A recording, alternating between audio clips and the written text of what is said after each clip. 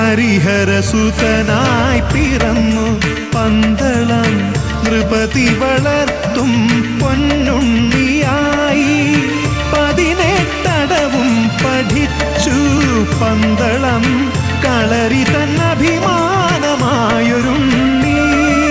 സ്വാമിയേ അയ്യപ്പ ശരണം, സ്വാമിയേ ശരണം, സ്വാമിയേ അയ്യപ്പ ശരണം, സ്വാമിയേ ശരണം.